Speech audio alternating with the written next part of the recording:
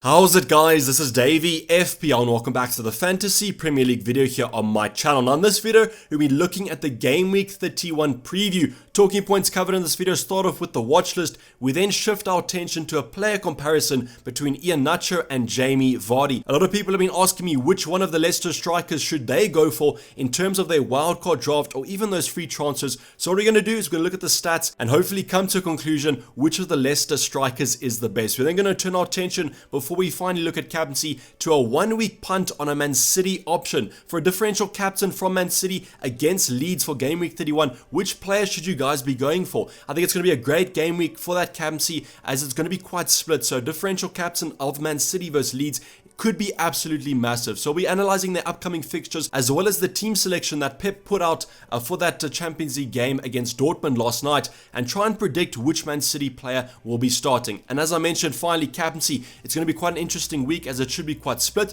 So if that's something you're interested in, sit back, relax, and let's get straight into it. So starting off, we're going to be looking at the watch list, and for game week 31, it's a little bit of an interesting one. As you guys know, I am on my wild card, so basically every FPL player in the game is going to be on my watch list. So instead, we're going to be looking at a category of midweek football, and especially that European football. So we saw last night with those Man City and those Liverpool games, they gave us so much insight and information into potential starting 11s for game week 31, and that's exactly what this video is going to be about. So we'll talk about the Liverpool options a little bit tomorrow in the team selection, but today is going to be the Man City team selection and what players we potentially think could start in game week 31 against Leeds. We then will be also covering the games tonight. It is just Chelsea from the English Premier League playing tonight in that Champions League. So I'll be monitoring the situation with them, especially that defense, because if they do come out with a good defensive performance, especially for a player like Rudiger, because if you do recall, Rudiger didn't start against West Bromwich Albion, and what happened? Chelsea got absolutely thumped from a defensive point of view. So maybe if Rudiger puts in a good shift tonight, maybe if Chelsea get a clean sheet against Porto, that'll show that he's the best centre back at the club currently, so that'll lead to some confidence in him potentially starting from now to the end of the season. Then we're going to shift our attention tomorrow to those Thursday night fixtures in the Europa League, which is Arsenal and also Manchester United. So Arsenal options, we currently look at them as well as some Manchester United options like a Bruno Fernandes, and my kind of wish list for that Europa League game is that both of those sides win quite comfortably in that first leg. So in the second leg, there could be some rotation for some key options like a Lacazette or Bruno Fernandes. I think that rest is going to be well needed from now to the end of the season as the fixtures are getting quite stacked up. So that's my kind of wish list for that Europa League game, but I'll still be monitoring the minutes of both of those sides as I do look to include some of those options from United and Arsenal in my current wildcard draft. So the watch list this week is going to revolve around European football, and I definitely think that you guys should focus on these fixtures and especially just look at the players that you currently are monitoring or that you have in your squad. Now moving on to double game week 32, as I wanted to cover this game week because with those free transfers, with those wildcard drafts, you guys are probably focusing your transfers around those Spurs options and also your team selection going into game week 31. So with the Spurs options, my recommendation would definitely get two of their options more of an attacking point of view. So what that means is you guys probably will be going for someone like a Heung-min Son and a Harry Kane. I think those two options will pretty much be essential because most casual players will bring in these two options pre game week 32 just because they have that lovely double game week. And I think in terms of the captaincy, a lot of people will definitely be going for Kane and Son as well. So I would recommend getting those two options. You can then go differential and bring in a third Spurs option. You're probably looking at someone like a Reguilon from a defensive position. I would recommend him because he does still have an attacking threat from that fullback position, but I think there's too many other options that I would definitely be looking at. So my recommendation would be get two players, and then if you want to get differential, maybe look at someone like a Reguilon. But I think focus your transfers right now on maybe game week 31, and then make sure that you have enough budget to bring in someone like a Son or a Kane if you don't have them pre game week 32. You don't really want to be taking too many hits as these two players are quite highly owned. So in terms of hits taken before game week 32 and for game week 32, I don't think there's going to be too many sides that end up taking hits. So you don't want to be caught on the opposite side of a red or green arrow because of simply you took a minus for it to bring in another option. Now moving on to the first player comparison, and generally probably the first talking point of this video, it's going to be Vardy versus Nacho. So these two strikers from Leicester are picking up some lovely fixtures in the upcoming game weeks. Not really this game week week. It is against West Ham, who have conceded a couple in the last two fixtures, but I definitely think that from game week 32 onwards, that's where you probably want to own one of these Leicester options. So you can give it one more game week if you guys do want it, but for me on a wild card, I definitely want to consider both these options, but I definitely want to have one of them. So which option should I go for? So what I did was I went over to Fantasy Football Hub and went onto their player comparison tool, and as you can see here, Jamie Vardy in blue and Nacho in red. And not only does Nacho absolutely best Jamie Vardy in most categories, only categories that he doesn't is an expected assists and big chances created. This could have been from that previous game against Sheffield United where Jamie Vardy I think picked up 3 assists. So you can kind of see there that maybe he's taking on more of an assisting role to Nacho's striking role when these two players do play together. So that could be an interesting comparison that you guys do take from this kind of a comparison of the stats, that actually Jamie Vardy's assisting threat is a lot better than Nacho's attacking threat, but you're not really looking at that in terms of FPL. You're looking at those expected points, expected goals, big chances, shots in the box, and Nacho has the better stats on all departments. And then also factor into this that Nacho is available at about half the price of Jamie Vardy, and you can see here it's kind of a no-brainer. I think Nacho is definitely someone that you guys should be focusing on when you're looking at a wildcard or even using that free transfer. If you're using free transfers, I probably would recommend bringing Nacho next game week 32, instead of going for a game week 31 move. As I mentioned, they are facing West Ham, a side that has now lost Antonio. It's not confirmed whether he's going to be out for this fixture against Leicester, but if Antonio is out through injury, I definitely think that West Ham will take on more of a defensive approach to this game, and it might not be as high scoring as West Ham's previous fixtures. But in terms of the stats, Nacho is better. In terms of the price, Nacho is better. Now in the upcoming game weeks, he might not actually be that better in terms of FPL points. Jamie Vardy's hit a little bit of a slump in terms of those goals, but you must remember that he's one of the most prolific goal scorers in the Premier League at the moment, and he's definitely in with a shout there at that golden boot. So I expect him to improve those goals scored, especially against these weaker opposition, but I think that I would rather go for a double up of these two options than going for Jamie Vardy and not Nacho. And that's just my 2 cents there. Hopefully this kind of covered the debate, but if you guys still have questions about these two players, drop them down below and I'll get to them as soon as possible. Now moving on to the 1 week punts, and as I mentioned, this is going to be all about Man City and what Man City option I think will start in game week 31 and what player that you could potentially captain, because it is Man City versus Leeds, and that's why I really want a Man City option, because Leeds are super attacking, super open. I think that perfectly plays into Man City's style of things, so I can see this being quite a high scoring affair. And obviously when it is high scoring, that generally means more FPL points, and that's why I want to look at a Man City attacker that hopefully can be one of the most top scoring players in game week 31. What I've gone here, and the first thing we're going to be talking about is going to be the fixture schedule for Man City in the short term. So basically from now to the end of the season, if Man City go through in that FA Cup semi-final as well as the Champions League, they'll be playing in every single available midweek from now to the end of the season. And just think about that. Football every single week and in your midweek and your weekends. That's absolutely an insane amount of football. I think that Man City is probably the best side for this to happen to, because if you look at their squad depth, it's absolutely sensational. I mean, City's bench could easily win the Premier League at the moment.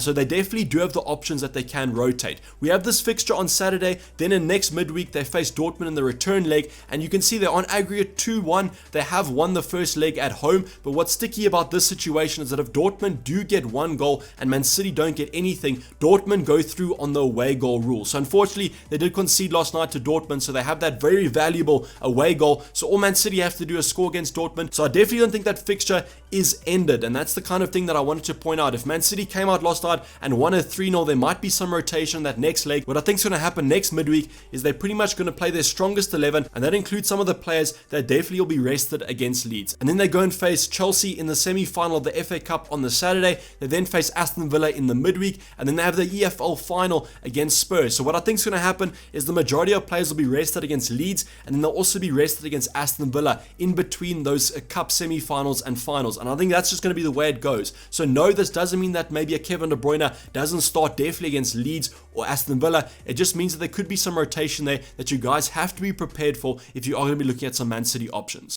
Now looking at the lineup from last night's fixture against Dortmund, this is what Pep Guardiola went with. A little bit of an interesting formation here. Actually went with a false 9 position for Bernardo Silva, but I think that Kevin De Bruyne and Bernardo Silva kind of switched places at that false 9 position. But you can see from a defensive point of view, pretty much the strongest defense that Man City has, in my opinion. We got Edison, Walker, Stones, Diaz and Cancelo. Not going to focus too much on the defense because who knows who's going to be starting against Leeds. I mean, they could even have a Laporte and a Ake at that centre back position, giving Diaz Diaz and Stones both rest, and also maybe Cancelo will start or he won't start. So don't focus on the defense too much. If you have a Man City option in defense, you can always just play them, because if they don't start, I doubt they'll come off. You also must remember that Man City have basically wrapped up the Premier League, so they can afford to rotate in the Prem at the moment, because they simply won't lose that title to any of the other sides. Going into the midfield and the attack is where I think the rotation is going to happen, and as you can see, Mahrez, De Bruyne and Gundogan all playing a full 90 minutes. The only sub that was made was Gabriel Jesus coming on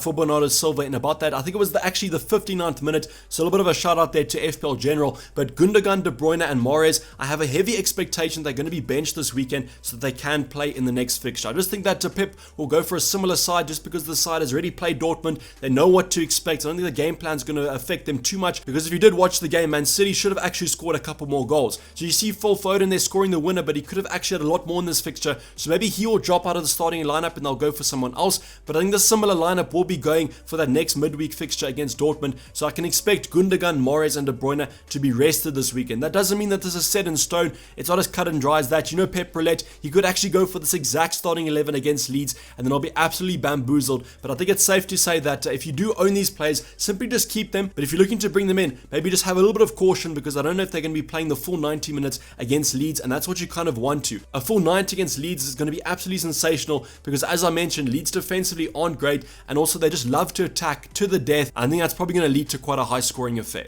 So now going on to the three players that I think you guys should focus on, are kind of going from my most favorite option to my least favorite option. I didn't include someone like a Mahrez here, although he could start. These are three players that didn't start last night that I think can play on the weekend against Leeds and probably should play. The one I haven't included here as well is Gabriel Jesus. He did end up having 30 minutes last night, but I think what Pep Guardiola might do is he might play the similar lineup to what he played on the weekend, where Gabriel Jesus and AGUERO actually played together. Jesus was just shifted out a little bit wider than AGUERO. AGUERO was kind of that main striker, but playing these two players together doesn't seem like it's a problem for Pep, so that could be an expectation that you guys do have for Game Week 31 against Leeds. But my favorite option is probably going to be Raheem Sterling. He came off an international break where he played a lot of football, so he was rotated last weekend in the Premier League, and then he also was rotated or didn't come on last night against Dortmund, which is quite surprising. I definitely don't think that he's in that starting 11 or that strongest starting 11 for Pep Guardiola, but I do think he'll start against Leeds, and I think he's probably going to be the most popular captaincy option from Man City. Still only owned by 5.8% of people. The thing that you might have to take into account here is that if you're on a wild card, you might be going without a Bruno Fernandes or Mo Salah this week for this captaincy punt, and then simply bringing those players back in for Game Week 32. So that could be a situation that you're in. I think that's what kind of leads AGUERO to be a little bit less valuable than maybe Raheem Sterling, because in that midfield, you can replace him with a lot cheaper options, whereas with AGUERO, the only option that's kind of a little bit more expensive or less expensive than him is Jamie Vardy and Harry Kane. So if you're going to go for a Jamie Vardy maybe next game week, it's something that I'm currently looking at, is having AGUERO for this week, looking at the captaincy, and then simply bringing Jamie Vardy in next week when he does have that lovely fixture swing. So that's something with AGUERO, and that's why he's my second favorite option, and I am expecting him to start. It is a home game against Leeds. He's announced his retirement at the end of the season. I think that he's going to try and get a couple of goals from now to the end of the season. I don't think he'll use him in those high intensity games such as the Champions League and the Cup finals or the Cup semi-finals, but I think the Prem should be kind of a good playground for AGUERO in the last stage of his Man City career. The final player is going to be Torres there, and you can go for Torres, but this is more of a risky option, just a little bit of a cheaper option. I wanted to include a cheap option for those of you guys who can't really afford these Raheem Sterlings and the Sergio Agueros. So at 6.9 million there, quite cheap in that midfield slot. You can kind of slot him in anywhere,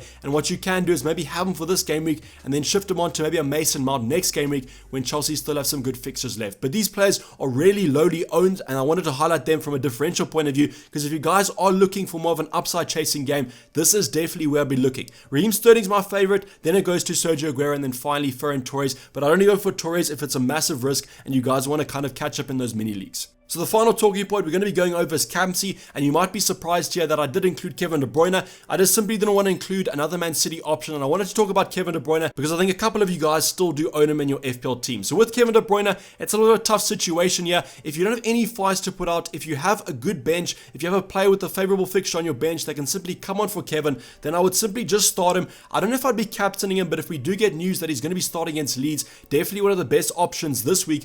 So that's why I've gone for Kevin De Bruyne. But the other two two options that are probably going to be a little bit more popular. It's going to be Mohamed Salah or Diego Jota, and then it's also going to be Bruno Fernandes. So I haven't highlighted Kane here because in that fixture of United versus Spurs, I heavily favor Bruno Fernandes instead of Kane just because of the form that Spurs have shown right now. But Mohamed Salah, definitely look at him against Aston Villa. Aston Villa side that defensively aren't that great. We could see Jack Grealish return here, but if you did see in the news, apparently he picked up another injury on that last weekend training. So if he is out for this fixture, I think it makes Mo Salah an even better option because Jack Grealish just improves him from an attacking point of view, but also a defensive point of view because he takes so much pressure off that starting 11. So Mo Salah is definitely one that you should look at. Maybe Diego Jota as more of a differential, but then also Bruno Fernandes is my second favorite option probably to look at, but I can't see myself not going with the Man City option, especially because I'm on my wild card and I can afford to take a 1 week punt.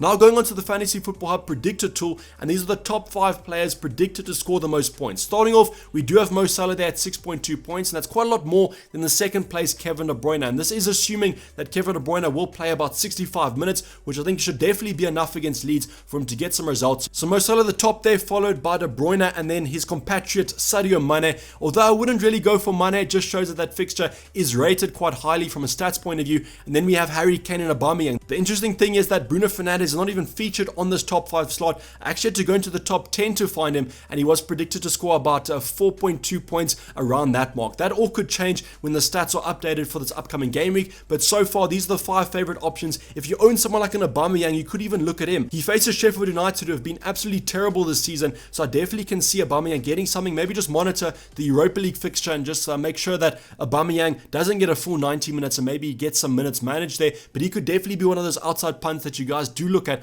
if you have some free transfers to burn or if you are looking at a wild card. So to wrap up the video, this is finally going to be my wildcard draft currently for those price rises and those price drops. The changes I made was I took Lingard in and I brought Heung-min Son out because Son is predicted to drop and Lingard did rise in price. The other player I have added here is going to be Alexander-Arnold. He is expected to rise, but I kind of am in a little bit of a dilemma of choosing him or Phillips for my upcoming Game Week 31 wildcard. But this is the current squad. Just copy the squad if you are following me for that wildcard, and I'll bring you guys the updated draft tomorrow in the team selection before the final draft is finalized in that Deadline with Dayvy live stream on Friday evening. So this is basically a wrap up the video, guys. Hopefully you did enjoy it. Please don't forget to like it if you did, and subscribe if you're new and have not subscribed yet. As I mentioned, we'll be covering that final draft tomorrow in the team selection. Otherwise, I'll be checking you guys on my Twitter, and I'm really signing off. This has been Dayvy FPL, and I'm out. Cheers, bye.